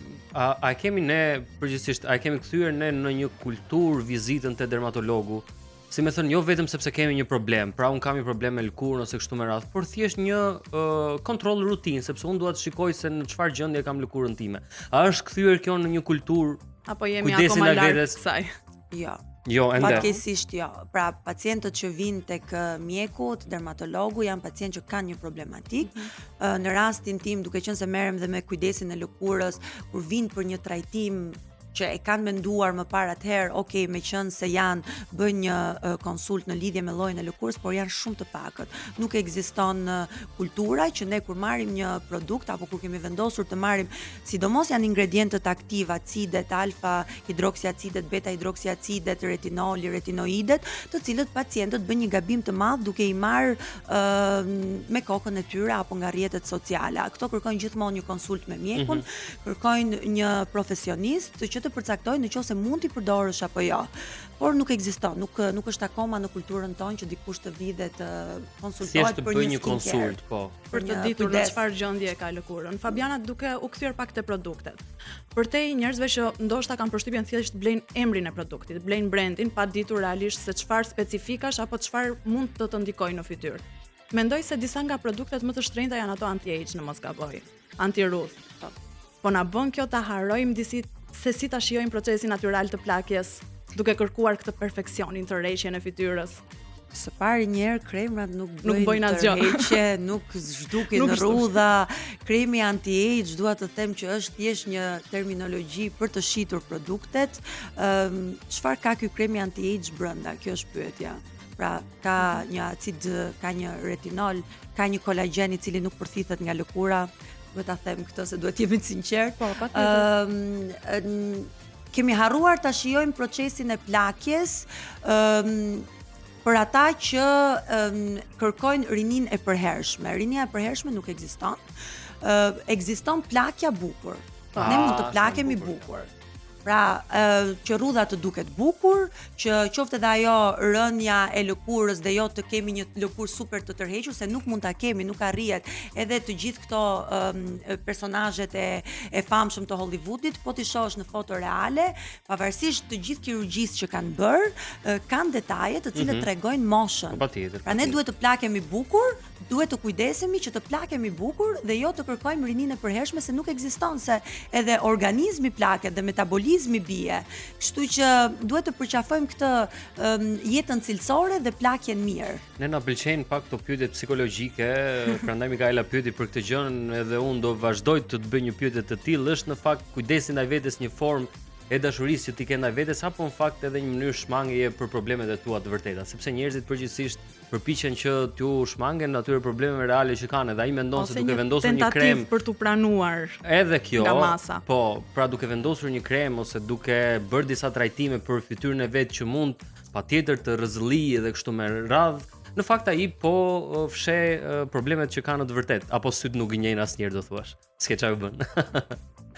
Një person që nuk është i lumtur apo që ka shumë probleme apo që nuk pranohet nga grupe të ndryshme në jetën e tij, nuk arrin të rrezëllijë asnjëherë pavarësisht trajtimeve. Pra, janë të dyja. Ka njerëz të cilët kërkojnë që të duken mirë, kujdesi ndaj vetes është forma e dashurisë që kanë për veten. E shoh te shumë pacientë të mi këtë gjë, pra është një formë dashurie, është një formë respekti për veten. Ashtu siç ka dhe nga ata të cilët me anë të mbi kujdesit, pra këtij obsesionit për kujdesin ndaj vetes, kërkojnë të fshehin problematikat e jetës së tyre, kërkojnë të jenë të lumtur, kërkojnë të jenë të pranuar. Pra ekzistojnë të dy grupet e njerëzve. Unë në këndvështrimin tim, si mjeke do thoja që është dashuri për veten, kur ti di të respektosh kufirin. Për ne çunata, ka një këshill të vlefshme që duhet ta kemi parasysh vazhdimisht. Se duken kështu si të lënë pas dore pak në këtë temë. Se gjithmonë flitet për vajzat që kanë një Jo, ka filluar kujdesi edhe në i meshkujve, është më i pakët, patjetër, por ka filluar dhe më vjen shumë mirë për këtë gjë. Patjetër, duhet të përdorni mbi të gjitha anti-aging, meqense e përdorim si term, më i mirë. Sa do thoja, të lutem mos e thuaj atë që të mos e ndjeja presionin e moshës, por sapo e the Fabiana. Mi do ta përdorim dhe ç'të bëjmë. Po tani, a tham që plakja është procesi i jetës, duhet ta përqafojmë. Plaku bukur do ta kem vës në veshun ta. Pikërisht. Kështu që produkti më i mirë është kremi i diellit dhe një larës i mirë për të pastruar të gjithë papastërtitë e ditës në darkë, e laj mirë fytyrën. Mund vendosim një hidratant patjetër ose një krem që e ka sugjeruar mjeku siç e thash, dhe krem dielli në mëngjes. Sidomos në muajt që kemi shumë diell, por ne jemi një vend që fatmirësisht e kemi diellin të pranishëm në pjesën pikërisht. Ne plakemi më shumë nga dielli dhe lëkura e meshkujve, duke qenë se meshkujt janë më të shkujdesur, e shoh këtë, plaket kryesisht nga mos përdorimi i një kremi dielli. Kaq. Asnjë gjë më shumë, asnjë gjë. Që kanë filluar se deri para pak kohësh ka qenë një tabu e madhe, domethënë ti thoje një çuni përdor krem dielli, përdor një krem, të lutem, ç'a janë këto, si janë për mua. Është nevojshme, kjo është nevojshme. Tani me këtë janë mësuar, tani pak nga pak do t'i mësojmë dhe me ndonjë pastrim, me ndonjë trajtim që është mirëmbajtës, që tani në një pikë të caktuar të jetës na duhet të gjithë. Direkt tani pas emisionit me çunat për të folur për këtë gjë që është vërtet super e rëndësishme. Po kush të tha ty që ka orare të lira Fabiana, po prit herë do të diskutojmë më vonë këtë. Mikaela pas te gjithmonë do planifikohemi. Për sa i përket të rinjve të cilët nuk kanë mundësi të shkojnë te një dermatologe, po duan me patjetër disa këshilla se si mos të bien pre e këtij perfeksionit që shitet online, por thjesht të ndjen mirë dhe të kujdesen për veten. I përmenda më sipër, mjafton të jemi të thjesht në atë rutinën tonë, mjafton të lajmë patjetër fytyrën në darkë, është një gjë që duhet ta bëjmë të gjithë, duket si një gjë jo shumë e rëndësishme. Më besoni apo jo, un kam njerëz që vinë dhe më thonë që nuk lajmë fytyrën në darkë apo nuk heqin make-upin gocat. Aty çfarë do ju bëj dermatologja? Aty si bën dermatologja, kështu i bie. Mjafton kjo larja, mjafton një krem për tipologjinë e lëkurës, që mund ta sugjeroj dhe farmacisti në rast kur nuk kanë mundësi që të vinë tek mjeku, dhe mbrojtje nga dielli në mëngjes. Mjaftojnë kaq, nuk ka nevojë të shumica e kremrave shumë të shtrenjtë, vazhdoj ta them, janë kremra të cilët bëhet një marketing shumë i mirë, paguajnë marketingun më shumë. Kremrat e shtrenjtë, të cilët janë vërtet funksional, bëjnë vërtet një funksion shumë më të mirë se sa pjesa tjetër, janë shumë të pakët dhe janë kremra të cilët ti nuk i sheh në marketing online. Pra, të jemi sa më të thjeshtë që mos të dëmtojmë, pra të mbajmë atë mirëqenien e lëkurës. Fabiana, shikoj gjithmonë më tepër një trend në rritje të vajzave të cilat janë edhe në paradoleshencë që e mbulojnë fytyrën e tyre me produkte nga më të ndryshmet. Dhe më duket sikur lëkura është ende duke u formsuar në atë moshë, është ende freskët. Ai dëmton përdorimi i shumë produkteve, ai dëmton atë lëkurë të një vajze e cila është e re në moshë, e cila ende nuk është situash në moshën kur duhet të përdor produkte vërtet kozmetike. Atëherë un kam parë në pacientët e mia, pra mamat që vinë me vajzat e vogla që në 9 apo 10 vjeç kërkojnë që t'i jap një krem për vajzën. Është e gabuar, për mua deri të paktën në moshën 15 vjeç që fillon adoleshenca nuk ka nevojë për asnjë larës apo për asnjë krem që e jo më për rutinë. Në adoleshencë, në qoftë se kemi të bëjmë që fillon mosha 14-15 vjeç, ka disa për fat të keq fillojnë ato hormone dhe lëkura fillon ndoshta të shfaqë disa puçra të para apo disa komedone të para, patjetër duhet përdorur diçka, por gjithmonë me këshillimin e mjekut. Jo duke vendosur stres pas strese, si pasojë trendeve sociale apo rrjeteve sociale apo si pasojë e këshillimit të shoqeve. Fabiana, duke mbetur pak te rrjetet sociale, cili është ai produkt apo trajtim në opinionin tënd që është i mbi vlerësuar? Pra, thjesht është marketingu i mirë, nëse mund të përmendim. Po, mund të përmendim. Kam në pjesën e rutinës, pra të produkteve që përdoren në shtëpi, do thoja që është pikërisht kremi me kolagjen, ajo që përmenda më përpara. Kolagjeni është një molekulë e madhe që nuk përthithet nga lëkura jonë, kështu që është një produkt i kot për të përdorur. Ndërsa në pjesën e trajtimeve që bëhen si anti-age, ai që është shumë i mirë kur duhet, por shpesh herë bëhet pra keq përdoret, është lazeri CO2. Çdo lëkurë ka filluar të bëjë lazer CO2, nuk është trajtimi i duhur për çdo lëkurë. Por fatkeqësisht kam parë që përdoret është përhapur shumë dhe çdo paciente që më vjen kohët e fundit thotë a mund të bëj lazerin CO2 për një X problematik apo për këtë efektin anti-age. Për ne që na kanë dalë të rrudhat e para, ka një këshill, Fabiana, si më thënë që mos kemi frikë se e tham, është proces natyral, po ndonjëherë njeriu e kap edhe ai ankthi thotë po mosha, ndjen presionin e moshës, shikon një rrudh këtu, një vi lëkure atje. Në momentin që kanë filluar, pra del para pasqyrës dhe kanë filluar të bezdisin, në sensin ose më saktë nuk ndihesh mirë me atë që sheh, jo me atë që shohin të tjerët, patjetër që ka trajtime për të parandaluar atë plakjen të parakoshme, do thoja, por mos hajde pa filluar të përdorësh kremin e diellit. Nuk të pranon si pacient. Veto, e vendosi veton Fabiana. Pra fillojmë nga më të thjeshtat, mos fillojmë me trajtime në klinik pa pasur 2 produkte që përdoren në shtëpi. Fabiana, po për kolagjenin kam parë që ka edhe në trajta të tjera, pra në formë pluhuri, në formë kapsule. Është po e njëjta gjë, pra nuk bën efekt si kremi apo është krejt tjetër gjë? Jo, është krejt tjetër gjë. E marrim në mënyrë orale, pra arrin të përthithet më shumë nga organizmi, nuk shkon gjithaj kolagjeni që ne marrim nga goja në lëkurë, do ishte shumë mirë, por nuk arrin të shkojë, por gjithsesi na bën mirë për kockat, na bën mirë. Është një ndihmë e vogël që na bën mirë. Po, i jep një dorë. Kështu dal me këto këshillat dhe pse unë do doja të dëgjoja edhe më shumë, arritëm në fund. Fabiana, edhe një këshill të fundit për të gjithë ata që po na dëgjojnë në Radio Travel, edhe që po na shikojnë në fakt në Premium Channel. Cila është një rutinë normale për një lëkurë të shëndetshme që duhet ta bëj pjesë të ditës vet çdo njeri? Atëherë, një rutinë normale është fillojmë po e filloj nga darka, meqense se fillon me pastrimin e lëkurës, mos keni tendencën të shkoni drejt larzëve shumë agresiv me ingredient aktiv të cilët bëjnë atë acarimin e lëkurës. Larsit të cilët janë me bazë vajore janë më të shëndetshëm sepse ngjasojnë me shtresën lipidike të lëkurës.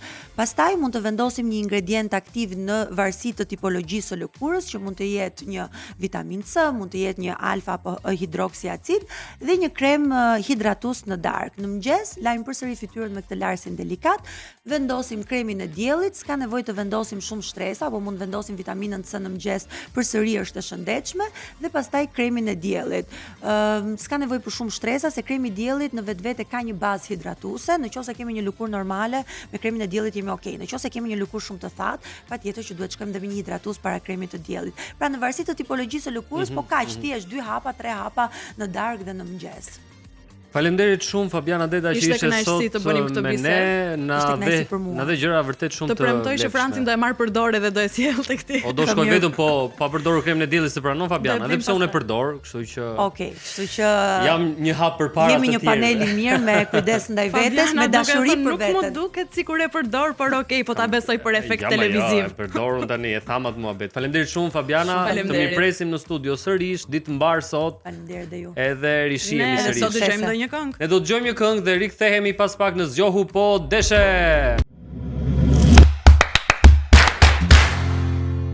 Jemi rikthyer. Mirëmëngjes edhe një herë, ne vazhdojmë të jemi bashkë me Mikaelin. Kur do vi momenti që të thuash mirëdita?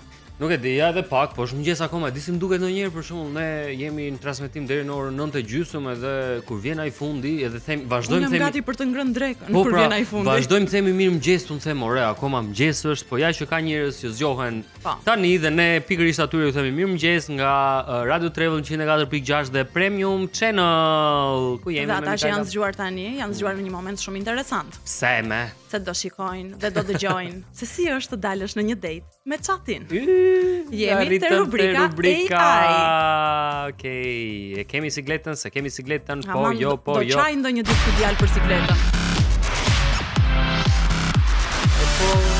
E kam qef me kur del aty tap, shpallet. E bre, jemi i lumtur tani. Patjetër që po. Domethënë sot, sepse javën e kaluar kishim një profesion që i dham inteligjencë artificiale chatit dhe ishte një bujk. Kurse sot do dalësh në një date, do dalësh në një. Sepse më lodhët kokën gjithë javën e kaluar. Jo po s'del me njëri, jo po si jep shanse njerëzve, jo po kështu, jo po ashtu. Edhe ti gjete kujt jap shanse me Mikaela. Do thash po i bie shkurt. Po ndal me chatin. Hajde. Se të paktën chatit mund t'jap edhe komandat, i them jo, sillu kështu. Paktën chati të mërzitet kur i thua jo, apo. I kam thënë chatit. Ha njerë. Si fillim jam prezantuar, jam Mikaela i kam thënë. Aha. Po i kam dhënë edhe një komand. Ha njerë. Ti do quhesh Mikele i kam. Mikele. Sepse kam qef Mikele Morona.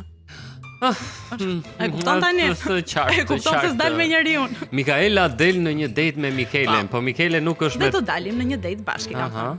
Mirëmëngjes Mikaela, thot më pëlqen ideja. Më pëlqen shumë ideja. Syçkën, me një syçkën direkt ai. Pra po dalim në një date. Unë propozoj, thot, ta fillojmë me një shëtitje buzdetit në Vlorë. Si ma respekton qytetin. Më pas ka marrë gjitha të dhënat për ty ai. Pastaj thot, pasi të kemi shijuar perëndimin, ajo shëtitja buzdetit. Po. Do ulemi për darkë diku në një vend romantik në Tiranë. Ndoshta në një rooftop me pamje nga qyteti. Tani, më fal, jam kurios ta di. Ti këtij Mikele stënd i the që duhet të jesh romantik apo ai po ti çfarë? Mikele ka një problem. Mikele im thot, unë do vi me një fustan të zi të thjeshtë. Me flokët lëshuar dhe buzëqeshjen gati. Ti si do vish, më trego. Ja ke thënë Mikeles që unë nuk. O Mikele. Mikele je me e thuaj në fund, jo me a, se jam vetë me a thuaj. Moj, po ç'të ke që ka me le të vesh fustan, Mikelia? Bëhet më interesant. Kam halsën gjanë më bukur se unë, më Franci. Ja e ka fustanin më të bukur se unë. Po, shumë mirë më të paktën të kenë njerëzit thonë njëri nga ju që është më bukur. Okej, thot u korrigjova. Okej, u korrigjova. Do vesh një këmish të bardhë të thjeshtë, a vash më të thjeshtë, mundohu një çik. Ajo të hoqi fustanin për të veshur një kostum, jo këmish të thjeshtë. Po prit sa detajist që qon ka, me mëngët pak të përveshura. Shi. Trendet më të fundit. Bravo Mikele, me një xhaketë të errët, slim fit, pantallona elegante dhe këpucë të zeza klasike. Këtu edhe mund t'i shmangje me thon drejtë. Mikele, mos më zgënje, jam me ty. Jepi Mikele. Po ti Mikaela thot, a preferon djem të më sportiv apo më klasik si ky versioni im? Gjeje thuaj. Si do ti? Gjeje thuaj. Gjeje thuaj. Hajde po të bëjmë pyetje. Si mendon ti? Si mendon ti se më pëlqejnë mua djemt? Hajde njëherë ta dëgjojmë çfarë thot Mikele. Lasë Mikele, se jemi të gjithë me ty, po të ndjekim. A me çfarë thot? Prit more prit. Çfarë thot? Ua, sapo shkruan. Po këti Mikele s'tim si mbyll ka goja more. Mikele qënka i, domethënë i fokusuar i gjithi për ta bërë për vete Mikaelën, Po ta mendosh, u shtyka mirë ajo shëtitja në perëndim edhe darka, se veç flet kë. Un publik ri dëgjoj, sa mirë. Çfarë thot më? Çfarë thot? E ka gjet. Hanje. Unë mendoj thot që ty nuk të impresionon pamja. Je tip që tërhiqesh nga një djalë i qetë në dukje, por me vetbesim. Jo nga ai që flet shumë në tavolinë, siç po flet ti pra. Por çrëndës si ka kjo. Psikolog Mikelia i chatit tonë, por nga ai që kur flet të bën ta dëgjosh. Ndoshta të pëlqen kombinimi pak klasi në veshje, pak misterioz në fillim, me humor të zgjuar, jo banal, dhe mbi të gjitha që të sfidon pak. Bravo të qoftë, thuaj Mikeles, dëgjoj. Ore po që ka të drejtë. Pyetje një çik sepse jam shumë kurioztar të di këtë gjë nga ky chat jo nga Mikel. Unë kisha një kuriozitet timin. Kuriozitet. Unë doja ta pyesja që ma ofron dot inteligjencën emocionale që flitet kaq shumë. E bukur kjo. Shkruaje këtë. Ja, e shkruaj ta. Ma thuaj ndërkohë të bëj gati dhe pyetjen tënde? Ja, ta kam shkruar, ta kam dërguar këtu që ma ke dërguar sa i mirë. Ta shkruaj është kjo, i dashur chat, ta të shqetëson ideja që unë jam njeri dhe ti je një robot, po mund t'i thuash edhe bot shkurt. O boto, po ç'a bë me boto? Ç'a thot për të thënë? Pyetje shumë e bukur Mikaela. Tepër vlerësues. Po thot mund ta ofroj, por jo si premtim romantik bosh. Inteligjenca emocionale nuk është performancë, është mënyrë sjelljeje. Ore dakord jam unë thuaj Mikeles, po këto janë llafe kote, kupton? Këto janë thjesht fjalë që ti. Ha një. Thot, nëse ne do të vazhdojmë të dalim bashkë, kjo do të thotë që 2 pika. Mikele. Do të dëgjoj pa të ndërprer, vetëm për të dhënë mendimin tim. Sa i mirë Mikele more. Të mbivendoset. Do përpiqem të kuptoj çfarë po ndjen, jo vetëm çfarë po thua. Nuk do ta minimizoj ndjeshmërinë tënde me shprehje tipike hajt se s'është gjë, kalon. Nëse lind konflikt, nuk do të mbrohem me ego, por do të pyes çfarë të lëndoj realisht. Okej. E di çfarë e pas kam thirr këtë Mikele. Mikela është për tu pirë në kup mojt. Mikela është tamash ta prezantosh tek të gjithë, domethënë ti thuash, po e di çfarë po më kujtohet tani Mikaela? Po më kujtohet në fakt një nga filmat më bukur dhe interesant që është bërë vite më përpara dhe që në fakt ishte si një pararojë e asaj që do ndodhte dhe po ndodh tani me inteligjencë artificiale, bëhet fjalë për Her, me Joaquin Phoenix, kush e mban mend nga ai regjisor me emrin Spike, po nuk më kujtohet mbi emrin për momentin. Më mirë se pa emër selam. Po, në fakt një super film që tregon pikërisht realitetin që po ndodh ditët e sotme. Ai blen në një platformë atë kufjen që e vendos në vesh dhe ajo i kthehet në fakt në një njeri si thuash real që e shpëton nga vetmia, ai përpiqet që të mbush ato boshllëqe që i kanë lënë marrëdhëniet e kaluara dhe por që në fakt nuk e plotson ashtu siç duhet, sepse njeriu në thelb për mendimin tim mbetet gjithmonë ai që është dhe nuk i mbush dot të gjitha ato skutat me çate dhe me Mikele çatrash, e kupton, është gjithmonë në kërkim. Kujtoj këtu Simon me Al Pacino që në fakt është gati e njëjta gjë, një njerëz që nuk ekziston. Kujtoj gjithë episodet e Black Mirror që janë epitoma e inteligjencës artificiale që po ndodh sot në botë, kështu që nuk e dim se ku po shkojmë. Është një botë e çuditshme kjo. Megjithatë, ne kemi një Mikele në studio konkretisht, i cili po na i bën për vete këtë çupkën ton Mikaelën me llafe mo të thuash ti, është Shakespeare ky. Se u bëre aq egoist sa doje të më shkatroje takimin tim me Mikelen. Ty të ecë të mbar. Po, të falenderoj se doli një njeri me mend. Dua të takoj të takosh ma prezanto dhe mua. Dhe të gjithë ju që e keni takuar një Mikele të tillë, ndihuni të lirë ta sugjeroni se. Po. Më thot tjetër, do jemi vetëdijshëm gjithmonë për emocionet e mia, duke u përpjekur mos t'i hedh mbi ty, që mos të më ngarkoj mua me emocionet e veta. Po kështu me llafet këpusin gjithë thuaj ti Mikele. Tani ta pyesim pak, a të shqetëson ideja që un jam njeri dhe ti je e pyet, bot. Ti je bot. Pyetje shumë e sinqertë kjo Mikaela. Mikele i tha Mikaelës. Sa flet ky mor zotri. Ç'a thot më? Jo, thot nuk më shqetëson, sepse un nuk përjetoj shqetësim apo pasiguri siç përjetojnë njerëzit. Jam program që funksionon për të biseduar, për të reflektuar me ty, për të ndërtuar ide dhe ndjenja në mënyrë të sigurt. Po për Pra shembull, ky do të ndërtoj ndjenja. Do të ndërtoj ndjenja, po për shembull Ky do të na marrë në qafë domethënë. Si mund t'i thuash ti atij për shembull, "O Mikele, kam një kështu një nishan këtu te kurrizi ma kruajn çik." Ti them, Mikele, Po dua kam një kështu mu këtu. Kam një kështu mu këtu te kurrizi që të ma kruash një çik. Po, e pyete. Ja, e pyeta, po. Ç'a thot? Okej. Thot. Ha. Qeshi shumë. Qesh, okej. Mikaela me shuma. Pa përtoja ta thoja Mikaela. Do të thon Mikele bëri kështu waku të vajti mendja. Më drejt, më shejtan. Mikaela. Edhe ç'a thot më aman? Jo. Lexoje. E kaloj në të tjera drejt. Ç'a thua mo? Jo bo. Po ma them atë ton thot, këtë kam një kështu këtu. Më le të ngacmoj imagjinatën thot. Shimo, Mikeli ajo në. Nëse po përpishesh të më vësh në siklet, duhet ta dish që Mikele ruan qetësinë. E diskutuam një herë. Inteligjencë emocionale, remember që nga dhe ironik, të dua Mikele. Mikele i morëm qafë çupkën.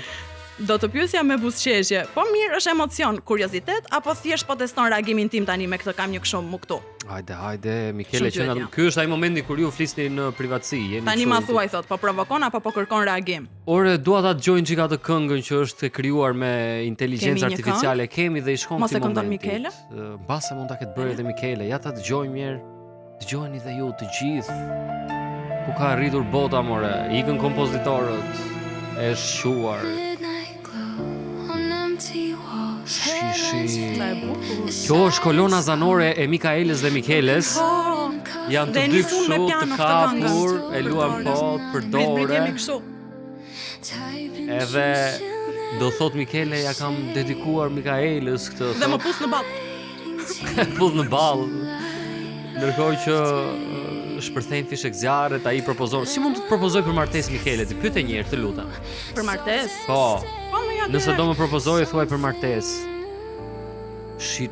Wow. Në botë do ta kuptoja unë që kjo këngë është bërë me inteligjencë artificiale. Shumë e bukur. Jam kuriozitar ta di se si teknikisht realizohet kjo gjëja. Pra ti thua dua një këngë kështu, dua një këngë ashtu. Ç'a thot më Mikaela man? Thot. Kjo është një pyetje që kërkon shumë stil. Nëse do të propozoja për martesë, nuk do ta bëja me gjeste të zhurmshme apo me spektakël vetëm për Instagram. Do ta bëja në një moment që ka kuptim për ne. Ja me këtë këngë në sfond në një destinacion kështu diku nëpër botë, ha një darkë e thjeshtë. Ndoshta pas një dite ku kemi qeshur shumë. Ambient i ngrohtë, pa shumë njerëz rreth rrotull. Do flisja fillimisht për rrugëtimin ton. Për momentet kur kemi mësuar për njëri tjetrin. Kur kemi qenë atje. Po kur më dhe atë shpullën kur bëre abonimin e parë në chat. Ti që jep shpullën Mikeles edhe të thyet laptopi. E mban mend çdo muaj sa mërziteshe kur banka të merrte lekët aty abonimi. Gjithsesi, mos më lër mua pa martuar, o zotri. Do martohesh, po jo me chatin, jo me Mikelen. Mikaela, nuk e di unë si do bësh. Prit se thot, pastaj do ndalesha pak. Do të shikoja drejtë në sy dhe do të thoja diçka të vërtet, jo poetik artificiale. Sa po më shkatruat dasmën me këtë në sfond. Mikele nuk është një skuf që vjen kështu. Sigurt që kemi një dasëm këtë vit me Mikaelen dhe Mikelen në kjo jo morone, se do donim, po javën tjetër unë do ta bëj një kështu një date me një chat, do ti do dalësh me Scarlett e sigurt. Pra shpresoj shumë që të jetë një vajzë interesante si ishte Mikele, jo që ishte romantike kështu me radhë. Moja, ai Quizi si u bë me Mikaela? Quizi si u bë? Edhe një ato alternativat për gjithë ata që po na dëgjojnë. Atëherë un po i them Mikeles që takimin do e vazhdojmë në një moment të dytë, se tani kemi Quizin. E rikujtojmë. Cili shtet ka më shumë se një kryeqytet zyrtar? Është Afrika e Jugut, Norvegjia ose Argentina? Çfarë fitojnë? Keni dhe pak. Çfarë fitojnë Francë? Një kupon me vlerë 50 euro nga Sweet Spot. Okej, rikujtojmë numrin. 068 20 63 423. Gjithashtu mund të shkruani në Instagramin e Premium Channel dhe siç e kemi bërë boz këtë muhabet, mund të shkruani edhe te Instagrami i Francit, franc.bregu. Na shkruani njerëz, ne kalojmë në muzikë petamami kësaj radhe jo me AI dhe rikthehemi në studio.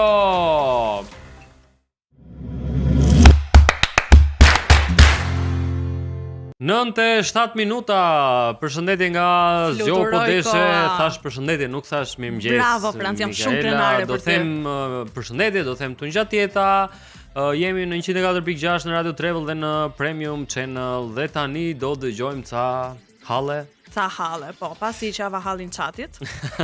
Që s'po dilja me njeri dhe bëra një date perfekt. Tani të dëgjojmë pak këto ankesat e njerëzve të tjerë, dëgjuesve tan. Çka kanë thënë? Sot jam shumë kurioz. Kemi ankesën e ditës. Ankesa e ditës.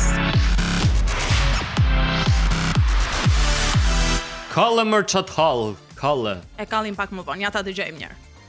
Sipas horoskopit thot, sot më takon me qenë produktiv.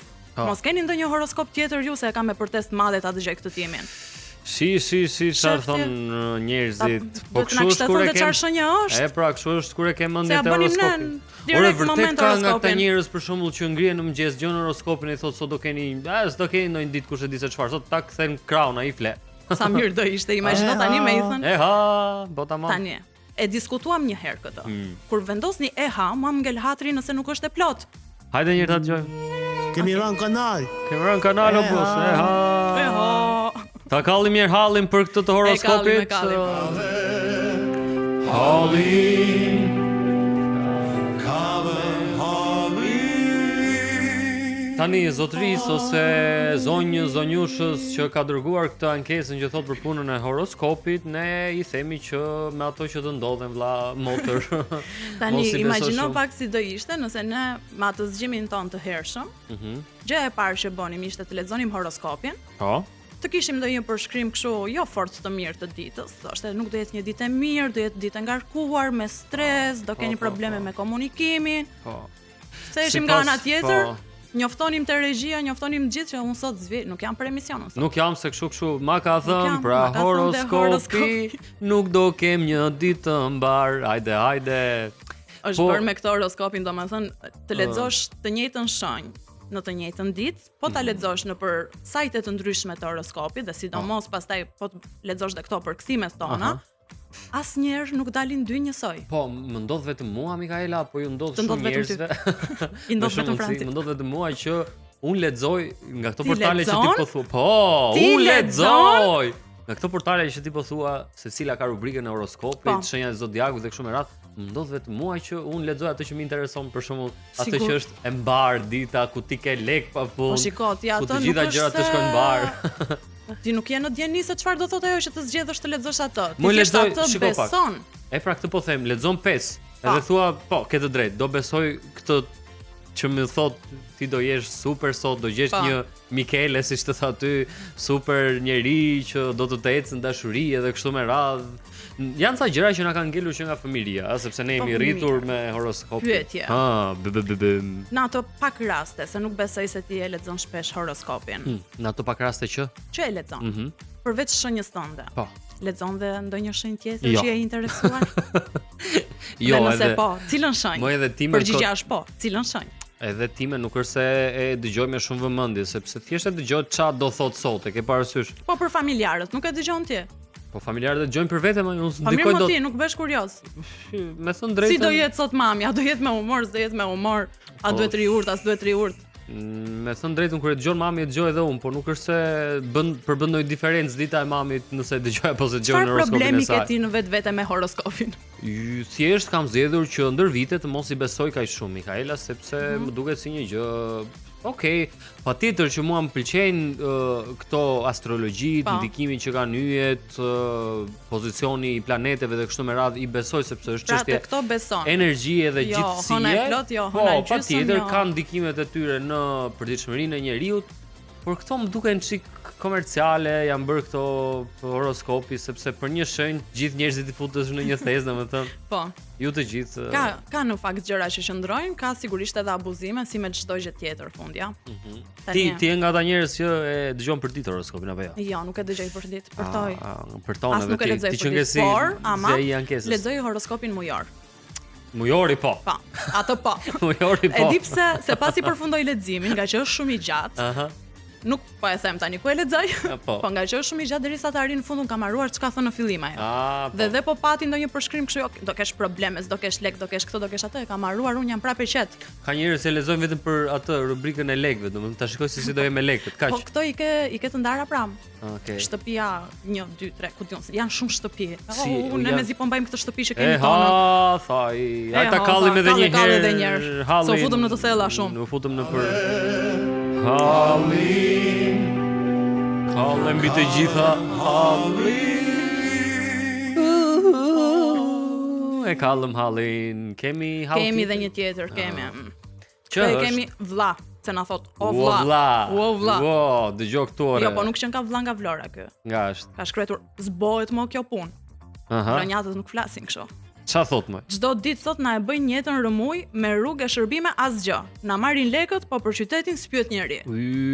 Që nga futur thekrave ky bosi. O vlla, po këtë ankesën tënde, kjo është për të bërë temë, jo ankesë. Jo, kjo është një gjë që ti shkon te bashkia jote, te këto strukturat përkatëse, ju thua kam këtë problem, s'po na bëni rrugën, s'po na bëni këtë, e vërtet o kujtim, po tash ne vetëm mund t'i dëgjojmë hallet, s'mund t'ia uzidhim, ai thot ka mungesë. Ne kemi sqaruar këtë pjesë. Ne jemi këtu për suport moral. Po, ne ju themi haj se do zgjidhe. Ne po të arrim të zgjidhim tonat, edhe mund të merremi me tuajat. Po për momentin suporti moral është mjaftueshëm. Ç'duhet të them? I fusim dhe një këngë, e kallim Hallin. E kallim edhe një herë Hallin, po ç'duhet të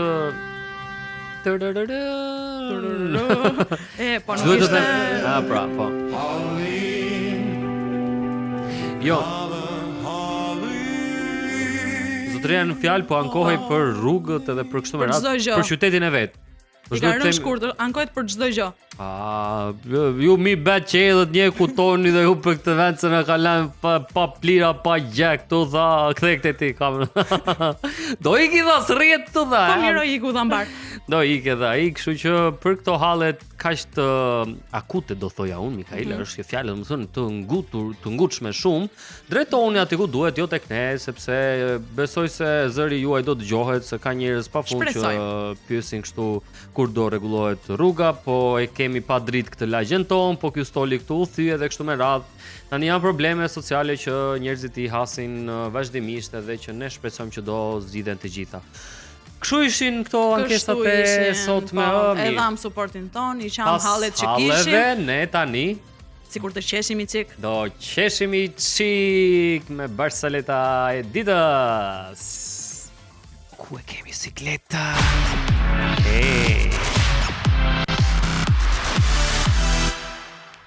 Ti Mikaela do thuash sot. Nuk thash asgjë. Se çfarë Barsalete kam zgjedhur unë, është një Barsalet në fakt shumë interesante. Kthehej një ditët e tjera nuk kanë qenë interesante. Kanë qenë patjetër, por kthehej një. Sa shef kam me këtë muzikën të eci kështu në studio. Po, të bësh kështu. Po dua të lodh kujtimin të ri të më ndjek mua me kamera. Të luaj me symbyllka, më thënë sylla mbyll azi që i thon njerëzit. Ishte një burr, edhe po kthehej nga Greqia në Kapshticë. Kalon doganën e Kapshticës, çdo gjë në rregull, ama binte një shiu kujtim ç'të të them atë natë, domethënë litar, vu, shiu, vu. Ecën ky me makinën e vet deri në far momenti bduf.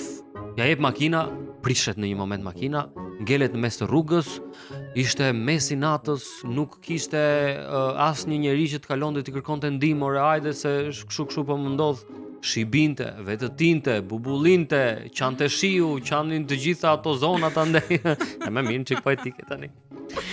Deli shqetësuar nga makina o bobotha, shikon telefonin pa bateri, se kur të mblidhen të gjitha, e ke parasysh? Shikon telefonin pa pik bateria, ore ç'a do bëj, iku truri, e kapja jankthi, tha duhet se ishte për rrugë, nuk është se do ndalonte në Korçë dhe hajde se arriti, e kupton se të merrte as në telefon s'po merrte, ishte për rrugë të gjatë. Na i the ku po shkonte? Del jashtë, ha? Ku po shkonte në Athinë? Do shkonte në Tiranë, do ngjite pra se po vinte nga Greqia. Del jashtë, ngre ato kofën në makinës, kështu, shikon mos bënte ndonjë gjë, hiç asgjë. Po shikonte pa ktym atje vërdall, prapa i shiu u bë edhe qull. O Zoti i madh, nga më gjeti mor tha se duhet iki patjetër tha në Tiranë. Kur dëgjon një zë nga mbrapa. Ej zotri. Çimi. Kujdesi tha se t'janë ndjekur kandelet. Kthen kokën dhe shikon një kal. Kal, kal. Pra ky kishte filluar fliste me kuajt në atë moment. Ishte kali që po fliste, kuptoni, tha janë ndikur kandelet. Po, ky u çmend fare se tha nga më gjetën të gjitha këto gjëra, mua merr rrugën me vrap sepse u trem, po i fliste kali, makina e lan mes të rrugës. Ecën. A kishte vërtet një makinë? Kishte. Okay. A ishte vërtet një njeri. Dhe kështu, si pa që të keqe ky arrin në Devoll, se arriti në qytetin më të afërt patjetër. I del njëri atje, çfarë ke të mbyll të mendë, si tha, çfarë ke që vrapon kështu si i lojtur nga mento.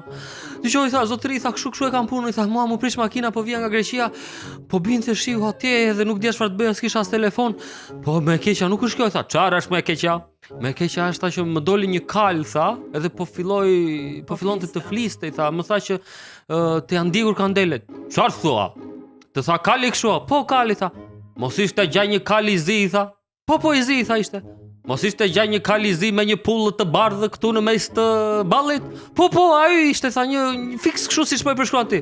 A budallai im dyri, tha, po të ka gënjero, ku merr vesh nga makina ta hy, tha. Ishte kali tjetër që merrte vesh nga makina. Ishte ai tjetri pa pullë që merrte vesh nga makina, atë ja kështu iku zotërisë dita. Në atë zonë të gjithë kuajt flasin. Tani të tregojmë anekdotat që ekzistojnë nga zona e Devollit janë pafund. Megjithatë unë mbaj mend një shprehje që ma ka thënë veti i madhi dhe i ndrituri Dritëroa Golli, që e kam takuar dikur, kam pasur fatin ta takoj, ka thënë që me ne Devollin ta tallen shumë, po harrojnë tha që ai popull që tallet me vetveten është një popull shumë i zgjuar. Kështu që e ka goditur. Kjo ishte akoma më e bukur se Barcoleta. Me gjithë respektin e mundshëm për Barcoletën tënde dhe për kuajt që flasin. Pra ne e mbyllim edhe këtë rubrikën se qeshëm, tha, ishte shumë e bukur. Ishte personalisht interesante kjo. Tani pasi qeshëm, është momenti që t'ju rikujtojmë njerëzve që edhe mund të fitojnë. Edhe pak minuta kanë ngelur, kështu që gjeni. Kështu që jeni ende në kohë për të çuar përgjigjen e saktë për quizin. E rikujtojmë. Cili shtet ka më shumë se një kryeqytet zyrtar? Afrika e Jugut, Norvegjia apo Argentina? Na shkruani në numrin ton të telefonit ose në Instagramin e Premium Channel dhe të Franc.bregu. Ore, çojeni edhe te Instagrami im se nuk ju gjen gjë. Hajde do filloj edhe unë do t'ju dërgoj, do t'ju tregoj njerëzve Instagramet tuaja, do them shkruani Mikaelës, shkruani Nadës, se kupton pse jo. Kështu që i presim ne edhe përgjigjet e quizeve dhe ankesa, po edhe po patën ndonjë Barcolet ju të lezetshme, e lexojmë. E lexojmë patjetër. Po, patjetër, sugjerim shumë interesant ky që bën Mikaela. Më dërgoni mua Barcoletat tuaja dhe do themi për shembull Mikaela dërgon Barcoletën e saj dhe është kjo dhe do ta themi. Pa merak nuk ja u marrim të qeshurat. I keni ju eksklusivitetin. Tani do dëgjojmë pak muzikë dhe rikthehemi për të bërë mbylljen e emisionit. Mirëmëngjes gjithëve. Okej, erdhëm. Mirëmëngjes, Mikaela. Po ne këtu ishim, ku erdhëm? Ishim mirëmëngjes edhe një herë për herë të fundit sot nuk ta. Faleminderit zot. Faleminderit. Se kam bërë boz me ty, më falni, 1000 herë më falni. Të falem. E di pse të falem? Sa është momenti i bukur më Franc. Do shpallim. Të mos ishte ta harroje ti të falim. Harroje. Është momenti të shpallim fituesin e quizit, sepse kemi pasur një përgjigje të saktë. Për pyetjen, cili shtet ka më shumë se një kryeqytet zyrtar? Përgjigja është Afrika e Jugut, South Africa. Dhe akoma më të veçantë fituesin e bën fakti që më ka dëgjuar fjalën dhe ka shkruar realisht në Instagramin e Francit. Po, kjo është e vërtet. E përshëndesim Jurgenin. E përshëndesim dhe kontaktojmë pak më vonë për detajet e tjera. Ta gëzosh kuponin Jurgen, edhe faleminderit që na ndjek edhe ja dëgjove fjalën Mikaelës. Ka njerëz të dëgjueshëm ende në këtë botë. Ka Samir domethënë. Që ta marrin fjalën për bazë. Po dhe unë nga i nati po mos tash. Tani do ta dish ti pse kjo Afrika e Jugut ka 3 kryeqytete? Dua ta di patjetër. Okej. Kjo është bërë për arsye sepse sistemi i saj politik është ndërtuar mbi ndarjen e pushteteve. Në vend që të zgjidhej vetëm një qytet si qendër e plot, funksionet kryesore shtetërore u ndan në 3 qytete. E para është Pretoria, që është kryeqyteti administrativ. Pretoria. Po. Këtu ndodhet qeveria dhe presidenti. Domethënë qeveria dhe presidenti janë në Pretoria. Thon këtu e kemi në atë rezidencën tonë, kështu që po doni hajdeni këtu, po s'doni miru pafshim. Po keni ndaj hall, ndaj problem, hajdeni këtu në Pretoria se ju presidenti e kallim hallin bashkë. I dyti është Cape Town, është kryeqyteti legjislativ. Këtu mblidhet parlamenti, mblidhen kokat këtu. Këtu bëhet nami domethënë. Dhe diskutojnë, po, këtu. Dhe i treti është Bloemfontein, është kryeqyteti gjyqësor. Këtu ndodhet gjykata supreme e apelit. Ore këta paska, domethënë për çdo pushtet paska një kryeqytet, për legjislativin, për ekzekutivin. E kanë bërë këtë ndarje për të balancuar interesat e ish-kolonive britanike dhe republikave bojëre. Po, në fakt interesante nga ndarja kështu. Mos ndjej i përjashtuar, asnjë rajon kanë bërë këtë gjë. Nga ndarja ligjore dhe administrative se si funksionojnë praktikisht këto kryeqytete, sepse duhet të ketë një specifik, se një kryeqytet i përmbledh të gjitha, po imagjino të kesh 3. Si më thon, ne do bëjmë kryeqytet, e kemi Tiranën. Do bëjmë dhe Vlorën. Do bëjmë Vlorën kryeqytet sepse është shpallur pavarësia, ngriti Ismail Qemali flamurin, që kështu do bëjmë edhe Durrësin, patjetër, sepse e meriton. Duhet se ka qenë dikur. Pse na çove vetëm një drejtim? Është e njëjta rrugë. Po tani që të mos lodhe njerëzit më. Ku po shkonon nga kryeqyteti? Vendos një tjetër kështu për diversitet. Në Shkodra, mund të jetë edhe Shkodra për shkak. Po, mësojnë toria e parë. Po mirë, mësojnë të reja. Nuk doja ta thoja Korçën se e kemi përmendur shumë shpesh, edhe pse e meriton që të jetë një kryeqytet, por do thoja Shkodra, për shembull, mund të ishte një super kryeqytet dhe ne të kishim 3 kryeqytete, do ishte një mrekulli. Ne një e mezi po e mbajmë. E drejtë është por që bravo i qoftë Afrikës së Jugut. Do bëheshin metropole dhe këto qytetet tona, Mikaela, nuk domethënë do bëheshin si Tirana, të zhvilluara, do kishte pafund popullsi, si më thon do thoshin njerëz ikëm nga Shkodra në Vlorë, se është më mirë aty është kryeqytet. Nga kryeqyteti në kryeqytet. Po ti ishe në kryeqytet. Hajde, halle kjo dynja është më i mirë se kryeqyteti jot, por ne kemi në fakt si shqiptarinë e mburremi sepse kemi 3 kryeqytete tona, kemi Tiranën, kemi Prishtinën, kemi dhe Shkupin. Kështu që njerëzit që kanë ndërmend të vizitojnë qytetet tona, kanë parasysh janë edhe këto qytete të tjera. Këto sugjerimet. Të premte edhe të udhëtimeve, edhe kulturore, të aktiviteteve. Se ja u japim edhe gjatë javës, nuk bëjmë keq, Mikaela, sepse njerëzit mbase bëjnë ato që po thoshim sot e travel news. Na ndjekin të mërkurë dhe s'na ndjekin të premte? Jo, na ndjekin, por bëjnë ato pushimet midis të vogla që po thoshim tek travel news. Pra thonë sot do bëjmë një tur në Tiranë, në Shkup dhe në Prishtinë. Do shikojmë 3 qytetet e shqiptarisë dhe do kthehemi të lumtur në vendin tonë të lindjes, të punës edhe kështu me radhë. Si pa gjë të keqe. Po pra, avash, me qetësi me dashuri tha. Me qetësi me dashuri ne jemi duke mbërritur në minutat e fundit të puntatës. Si e bëre këto? Jemi duke mbërritur, po shtyhemi me kapa të minutin e fundit. E di se më vjen ndonjëherë. Se më Francë. Më vjen ndonjëherë të jap lajmet. Kam të ndjesin kur jam përpara mikrofonit them forcat e armatosura të replikuan dhe ndërhyjnë e intervenuan. Mos e prish tani në fund. Ishim kaq energjik, kaq entuziast, kaq me humor, tani në fund shkoni kaput këto. Që të japësh lajmes do të thotë të mos jesh energjik, pa entuziazëm edhe kështu me radhë, po më vjen ndonjëherë, nuk e di pse më vjen, kam këtë nevojën për të dhënë lajme për të. Francie. Ordo. Ti lem njerëzit në shoqërinë e një këngë dhe ti vazhdo me dëshirat e tua për te dëgjuesve dhe teleshikuesve. Po ne do shihemi nesër. Po do shihemi nesër, çfarë ishte ky dyshim? Do shihemi do shihemi apo jo nesër në 104.6 dhe do dëgjohemi nesër. Në Radio Travel dhe në Premium Channel, në Zgjo po do ishe. Ju urojmë një ditë super të bukur të mbar sot. Miru pafshim njerëz. Ciao.